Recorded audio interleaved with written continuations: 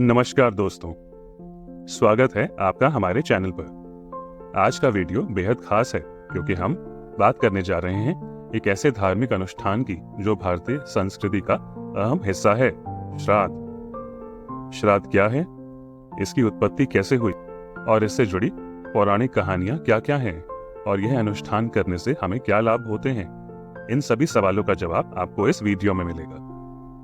अगर आप हमारे चैनल पर नए हैं तो पहले चैनल को सब्सक्राइब करें और इस वीडियो को अंत तक देखें ताकि आप श्राद्ध के बारे में पूरी जानकारी प्राप्त कर सकें। चलिए शुरू करते हैं। तो सबसे पहले बात करते हैं श्राद्ध की उत्पत्ति की। श्राद्ध का महत्व हमें गरुड़ पुराण और विष्णु पुराण में मिलता है। एक पौराणिक कथा के अनुसार जब कोई व्यक्ति मरता है तो उसकी आत्मा यमलोक पहुंच जाती है, जहां यमराज उसके कर्मों के आधार पर न्याय करते हैं। अब आप सोच रहे होंगे यमराज का श्राद्ध से क्या संबंध? दरअसल यमराज ने ही श्राद्ध की परंपरा को स्थापित किया। जब यमराज ने ब्रह्मा जी से पूछा कि पितरों की आत्माएं कैसे तृप्त हो सकती हैं, तो ब्रह्मा जी ने कहा कि धरती पर उनके वंशज श्राद्ध करेंगे तो उन्हें शांति मिलेगी। तभी से यमराज ने श्राद्ध को आवश्यक बताया। अगर हम महाभारत की बात करें तो अनुशासन पर्व में भीष्म पितामह ने युधिष्ठिर को श्राद्ध की महत्वपूर्णता समझाई थी।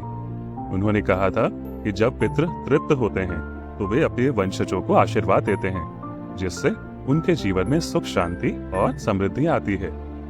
इतना ही नहीं, महाभारत में यह भी बताया गया है कि यदि आप श्राद्ध नहीं करते तो आपके पितृ असंतुष्ट रहते हैं और इससे जीवन में कई तरह की समस्याएं आ सकती हैं।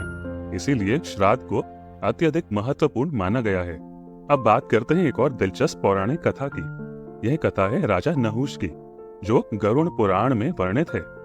राजा नहुष के पितरों की आत्मा अशांत थी क्योंकि उनके लिए श्राद्ध नहीं किया गया था। जब राजा ने महर्षि अंगीरा से परामर्श किया तो उन्हें श्राद्ध की विधि बताई गई। राजा नहुष ने श्राद्ध किया और उनके पितर तृप्त हो गए। इसके बाद उनके राज्य और परिवार में सुख शांति लौट आई। यह कथा हमें बताती है कि श्राद्ध न केवल एक धार्मिक कर्तव्य है, बल्कि यह जीवन में शांति और समृद्धि लाने का भी माध्यम है। अब बात करते हैं पितृपक्ष की, जो श्राद्ध करने का सबसे महत्वपूर्ण समय माना जाता है। पितृपक्ष भाद्रपद शुक्ल पूर्णिमा से लेकर अश्विन अमावस्या तक रहता है। इस साल यह 17 सितंबर 2024 से शुरू होकर 2 अक्टूबर 2024 तक रहेगा। आपके मन में यह सवाल जरूर होगा कि श्राद्ध किस दिन किया जाए। श्राद्ध उस दिन करना चाहिए जिस दिन पितृ की मृत्यु हुई हो। अगर यह तिथि ज्ञात न हो तो सर्व पितृ अमावस्या यानी पितृ पक्ष का अंतिम दिन सबसे उचित है। उस दिन सभी पितरों का श्राद्ध किया जा सकता है। अब बात करते हैं श्राद्ध की विधि की। श्राद्ध में मुख्यतः 3 चरण होते हैं: तर्पण, पिंडदान और ब्राह्मण भोजन। तर्पण, इसमें पितरों को जल, तिल, कुशा अर्पित किया जाता है, जिससे पितरों की आत्मा तृप्त होती है। पिंडदान, यह श्राद्ध का सबसे महत्वपूर्ण हिस्सा है, जिसमें आटे या चावल से बने पिंड पितरों को अर्पित किए जाते हैं। यह पितरों के लिए भोजन का प्रतीक होता है। ब्राह्मण भोजन, ब्राह्मणों को भोजन कराना और उन्हें वस्त्र, अनाज या धन का दान देना। ऐसा माना जाता है कि ब्राह्मणों को दिया गया भोजन पितरों तक पहुंचता है।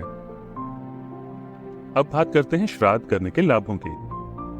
श्राद्ध करने से पितृ प्रसन्न होते हैं और अपने वंशजों को आशीर्वाद देते हैं, जिससे जीवन में सुख और शांति आती है। जिन परिवारों में पितृ दोष होता है, वहां श्राद्ध करने से यह दोष समाप्त हो जाता है। श्राद्ध करने से व्यक्ति को पुण्य प्राप्त होता है, जिससे उसका जीवन सफल और सुखमय बनता है।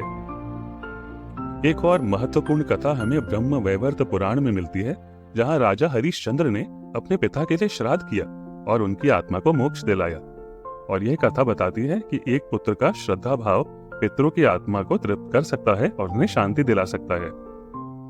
तो दोस्तों, श्राद्ध का महत्व सिर्फ धार्मिक कर्तव्य तक सीमित नहीं है। यह हमारे जीवन और परिवार में सुख, शांति और समृद्धि लाने का माध्यम है। अगर आप विविध पूर्वक और श्रद्धा से श्राद्ध करते हैं तो पितर प्रसन्न होते हैं और उनके आशीर्वाद से आपका जीवन खुशहाल हो जाता है। अगर आपको यह जानकारी पसंद आई हो तो इस वीडियो को लाइक करें, अपने दोस्तों और परिवार के साथ शेयर करें और हमारे चैनल को सब्सक्राइब करना न भूलें। धन्यवाद और मिलते हैं अगले वीडियो में।